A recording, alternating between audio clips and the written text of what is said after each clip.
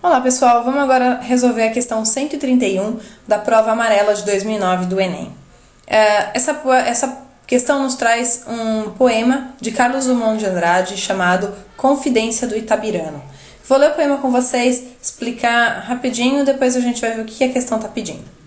Alguns anos vivi em Itabira, principalmente nasci em Itabira. Por isso sou triste, orgulhoso, de ferro. 90% de ferro nas calçadas, 80% de ferro nas almas. E esse alinhamento do que na vida é porosidade e comunicação. Então, ele fala basicamente que ele é de Itabira e por ser nas Minas Gerais, tem essa questão de ter muito minério lá e tem muito minério de ferro. Então, ele faz a comparação do ferro nas calçadas, que é um minério realmente, e ferro nas almas. Ferro nas almas aqui é uma figura de linguagem para falar justamente de que eles são mais frios, mais duros. A vontade de amar que me paralisa o trabalho vem de Itabira, de suas noites brancas sem mulheres e sem horizontes. E o hábito de sofrer que tanto me diverte é doce herança itabirana. Então, até então ele está falando justamente, então ele fala da parte de sem mulheres e sem horizontes, que caracteriza justamente essa perspectiva mais sofrida, e também o hábito de sofrer. Então, por enquanto, ele está mostrando a dureza que é viver em Itabira. Vamos continuar.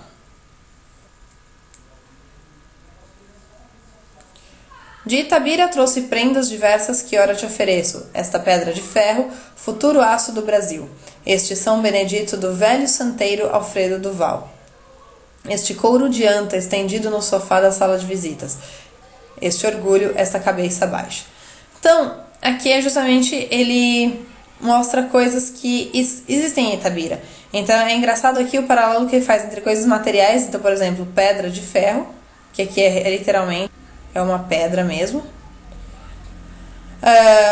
O São Benedito, o couro de anta, e aí ele vem e faz o paralelo com sentimentos. Então ele fala do orgulho e da cabeça baixa. Ou seja, é justamente ele está comparando elementos concretos e abstratos presentes no Itabirano. Tive ouro, tive gado, tive fazendas. Hoje sou funcionário público. Itabira é apenas uma fotografia na parede. Mas como dói. Então, ele traz assim esse sentimento realmente sofrido que é a lembrança que ele tem de Itabira. Então, quando ele diz é apenas uma fotografia na parede, a ideia de que é uma memória, certo? Fotografia na parede é apenas uma figura de linguagem que significa a memória.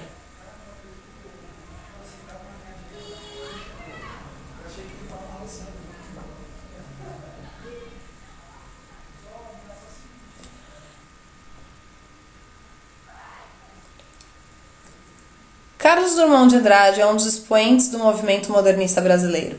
Com seus poemas, penetrou fundo na alma do Brasil e trabalhou poeticamente as inquietudes e os dilemas humanos. Sua poesia é feita de uma relação tensa entre o universal e o particular, como se percebe claramente na construção do poema Confidência do Itabirano.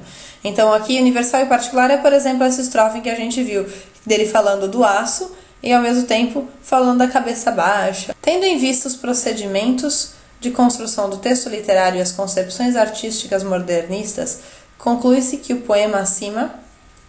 Letra A. Representa a fase heróica do modernismo devido ao tom contestatório e à utilização de expressões e usos linguísticos típicos da oralidade. Olha só, a questão de ser fase heróica do modernismo aqui não vamos considerar isso. O poema é modernista, Carlos Drummond é um poeta modernista, mas não é uma coisa que vocês precisam saber que fase do modernismo, primeira, segunda ou terceira, isso pertence. Tem outros elementos na alternativa que podem ajudar a gente a determinar se ela está certa ou errada. Vamos continuar. Então, fase heróica é uma das palavras-chave aqui, mas ela não é extremamente necessária ainda. Devido ao tom contestatório. Tom contestatório. Agora, o que vocês acham disso daqui, pessoal? Não tem no poema realmente um tom contestatório. Se a gente for verificar, olha lá. Vamos subir para o poema de novo. Existe um tom, na verdade, melancólico, um tom nostálgico, de uma nostalgia nem tão boa, porque ele fala que essas lembranças doem, certo?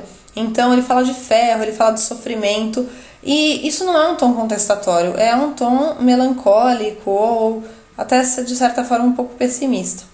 Então, esse tom contestatório é que é o problema, não existe tom contestatório no poema. E depois tem a questão de usos linguísticos típicos da oralidade. Olha, ele usa um pouco de oralidade simples, principalmente na parte final do poema, fala, mas como dói, isso aqui constitui um certo tipo de oralidade realmente. Mas essa alternativa A tem um problema no tom contestatório. Isso aqui é que a gente pode se perguntar de onde ele tira essa ideia de tom contestatório, certo? Então a alternativa A está incorreta. Alternativa B. Apresenta uma característica importante do gênero lírico, que é a apresentação objetiva de fatos e dados históricos. Olha, alguns fatos ele até apresenta. Ele apresenta, por exemplo, a história de 90% de ferro nas calçadas. Ele fala um pouco dos objetos que você pode encontrar em Itabira, o santo, o ferro. Tudo isso são fatos, certo? Entretanto, o problema aqui é que a própria alternativa se contradiz. Por quê? O que é um gênero lírico? Gênero lírico é o que fala de sentimentos e de emoções. E o problema é que o gênero lírico não é a apresentação objetiva de fatos e dados históricos. Então, esse é o grande problema dessa alternativa. Então, alternativa incorreta. Alternativa C. Evidencia uma tensão histórica entre o eu e sua comunidade, por intermédio de imagens que representam a forma como a sociedade e o mundo colaboram para a constituição do indivíduo. Olha só, aqui então a principal ideia dessa alternativa é a história de falar da tensão entre o eu e a comunidade.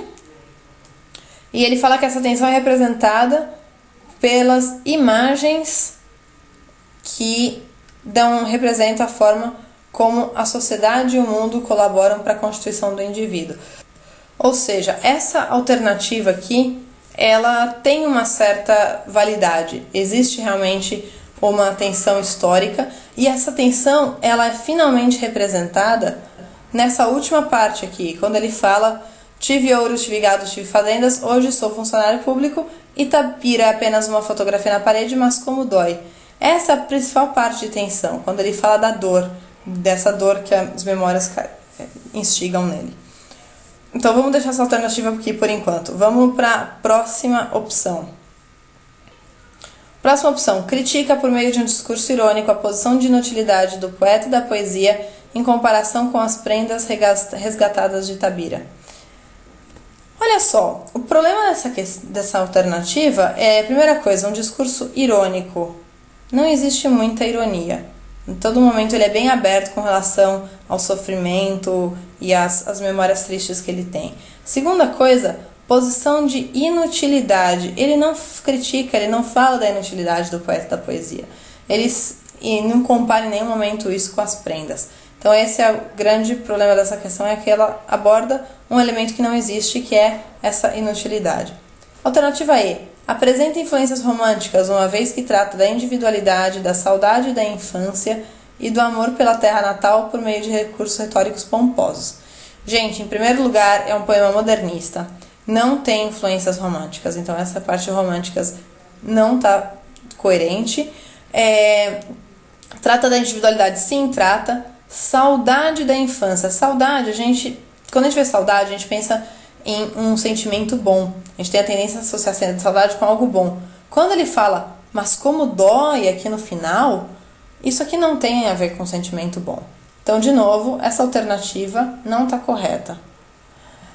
Do amor pela terra natal. De novo, se ela traz más lembranças para ele, não necessariamente ele vai ter esse amor. Então, isso aqui está incorreto também. E por meio de recursos retóricos pomposos. Olha, se a gente for lá no texto de novo, vocês vão perceber que a linguagem é bem simples. Ele usa uma linguagem direta. Não existem recursos retóricos pomposos. Então, a alternativa é incorreta. Então, no final das contas, a gente determina que a alternativa correta para essa questão é a alternativa C. Pessoal, muito obrigada e até a próxima questão. Até mais, tchau, tchau!